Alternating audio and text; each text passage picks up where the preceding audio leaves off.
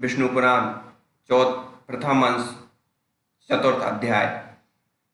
ब्रह्मा जी की उत्पत्ति, वराह भगवान द्वारा पृथ्वी का उद्धार और ब्रह्मा जी की लोक रचना।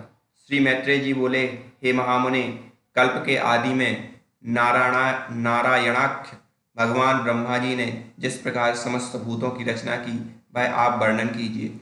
श्री पराशर जी बोले, प्रजापतियों के स्वामी नारायण रूप भगवान ब्रह्मा जी ने जिस प्रकार प्रज्ञा की सृष्टि की थी वह मुझसे सुनो। पिछले कल्प का अंत होने पर रात्रि में सोकर उठने पर सत्वगुण के उद्रेक से युक्त भगवान ब्रह्मा जी ने संपूर्ण लोकों को शून्यमय देखा। वे भगवान नारायण पर हैं, अचिंत्य हैं, ब्रह्मा शिव आदि ईश्वरों के भी ईश्वर हैं, ब्रह्मरूप हैं, अनादि हैं और सबकी उत्पत्ति के स्थान हैं। मनुवादी स्मृतिकार उन ब्रह्म स्वरूप श्री नारायण के विषय में जो इस जगत की उत्पत्ति और लय के स्थान है यह श्लोक कहते हैं। नर अर्थात पुरुष भगवान पुरुषोत्तम से उत्पन्न होने के कारण जल को नार कहते हैं। वह नार जल ही उनका प्रथम अयन है, इसलिए भगवान को नारायण कहा गया है। संपूर्ण जगत जलमय हो रहा था, इसलिए प्रजापति ब्रह्मा जी ने अनुमान से पृथ्वी को जल के भीतर जान उसे बाहर निकालने की इच्छा से एक दूसरा शरीर धारण किया। उन्होंने पूर्व कल्पों के आदि में जैसे मत्स्य कूर्म आदि रूप धारण किए, वैसे ही इस वराह कल्प के आरंभ में देव यज्ञ में वराह शरीर ग्रहण किया और संपूर्ण जगत की स्थिति में तत्पर हो सबके अंतरात्मा और अविचल रूप में परमात्मा प्रजापति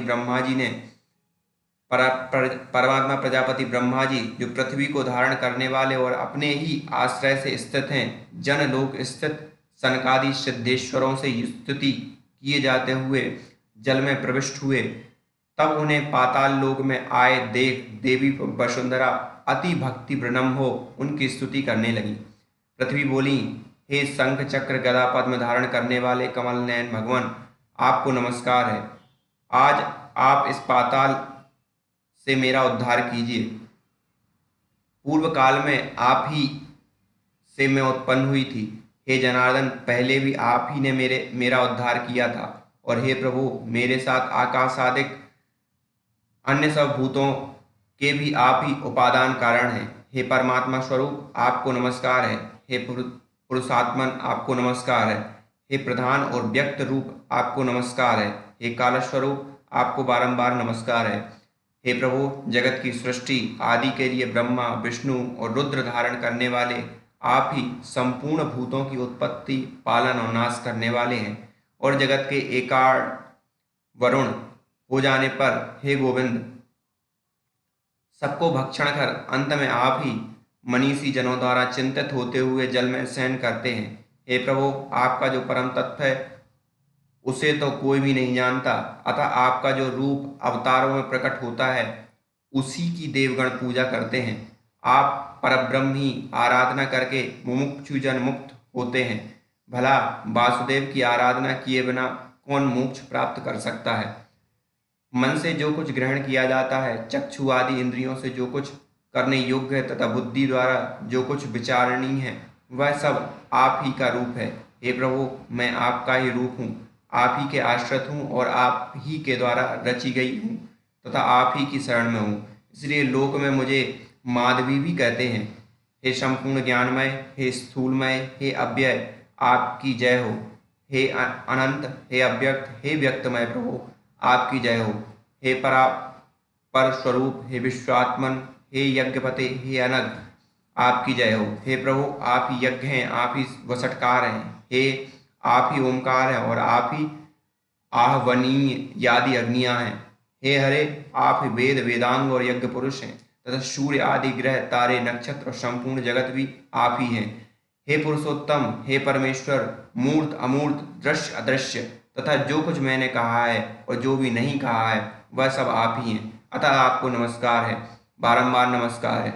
श्री पाराशर जी बोले, पृथ्वी द्वारा इस प्रकार स्तुति किए जाने पर शामश्वर ही जिनकी ध्वनि है उन भगवान धरणीधर ने घर घर शब्द से गर्जना की। फिर विकसित कमलों के समान नेत्रों वाले उन महावराह ने अपनी डालों से पृथ्वी को उठा लिया और वे कमल दल के समान श्याम तथा नीलाचल के सदृश विशालकाय भगवान रसातल से बाहर निकले। निकलते समय उनके मुख से श्वास से उछलते हुए जल ने जनलोक में रहने वाले महातेजस्वी और निष्पाप सनत सनंदानादि मुनीश्वरों को भिगो दिया। जल बड़ा शब्द करता हुआ उनके खुरों से विदीर्ण हुए रसातल में नीचे की ओर जाने लगा और जनलोक में रहने वाले सिद्धगण उनकी श्वास वायु से विक्षिप्त होकर इधर उधर भागने लगे। जिनकी कुक्षी जल में भीगी हुई है वे महावराह जिस समय अपने वेदमय शरीर को कंपाते हुए पृथ्वी को लेकर बाहर निकले, उस समय उनकी रोमावली में स्थित मुनिजन स्तुति करने लगे।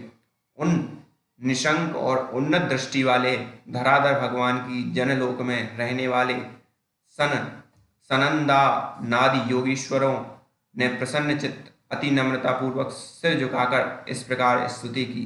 हे ब्रह्मादि ईश्वरों के भी परमेश्वर, हे केशव, हे शंख गदाधर, हे खड्गधारी प्रभु, आपकी जय हो। आप ही संसार की उत्पत्ति स्थिति और नाश के कारण हैं। आप ही ईश्वर हैं और जिसे परम पद कहते हैं वह भी आपसे अतिरिक्त और कुछ नहीं है। हे यूप रूपी डाड़ों वाले प्रभु, आप ही यज्ञ पुरुष हैं। आपके चरणों में चारों वेद हैं, दांतों में यज्ञ हैं, मुख में शेन चित्त आदि चितियां हैं, हुतासन आपकी जेबा है तथा कुशाएं रोमावली हैं। हे महात्मन, रात और दिन आपके नेत्र हैं तथा सबका आधारभूत पर ब्रह्म आपका सिर है। हे देव वैष्णव आदि समस्त सूक्त आपके सटाकलाप हैं और समग्र हवि आपके प्राण हैं। हे प्रभु, श्रुप आपका टुंड है, शामेश्वर धीर गंभीर शब्द हैं, प्रागवंश शरीर है तथा सत्र शरीर की संधियां हैं। हे देव, ईष्ट और पूर्व धर्म आपके कान हैं। हे नित्य स्वरूप भगवान प्रसन्न होइए। हे अक्षर, हे विश्वमूर्ते, अपने पाद प्रहार से भूमंडल को व्याप्त करने वाले आपको हम विश्व के आदि कारण समझते हैं। आप संपूर्ण चराचर जगत के परमेश्वर और नाथ हैं, अतः प्रसन्न होइए। हे नाथ, आपकी डाढ़ों पर रखा हुआ यह संपूर्ण भूमंडल ऐसा प्रतीत होता है मानो कमल वन रौंदते हुए गजराज के दांतों से कोई कीचड़ में सना हुआ कमल का पत्ता लगा हुआ हो। हे अनुपम प्रभाव वाले प्रभु, प्रभावशाली प्रभु, पृथ्वी और आकाश के बीच में जितना अंतर है वह आपके शरीर से ही व्याप्त है। हे विश्व को व्याप्त करने में समर्थ तेज युक्त प्रभु, आप विश्व का कल्याण कीजिए। हे जगतपते, परमार्थ तो एकमात्र आप ही हैं, आपके अतिरिक्त और कोई भी नहीं है। यह आपकी ही महिमा है जिससे यह संपूर्ण चराचर जगत व्याप्त है। यह जो कुछ भी मूर्तिमान जगत दिखाई देता है ज्ञान स्वरूप आप ही का रूप है। अजितेंद्रिय लोग भ्रम से इसे जगत रूप देखते हैं। इस संपूर्ण ज्ञान स्वरूप जगत को बुद्धिहीन लोग अर्थ रूप देखते हैं, अतः वे निरंतर मोह मय संसार सागर में भटका करते हैं। हे परमेश्वर, जो लोग शुद्ध चित्त और विज्ञान वेदता हैं वे इस समय संपूर्ण संसार को आपका ज्ञानात्मक स्वरूप ही देखते हैं। हे सर्वात्मन, प्रसन्न होइए।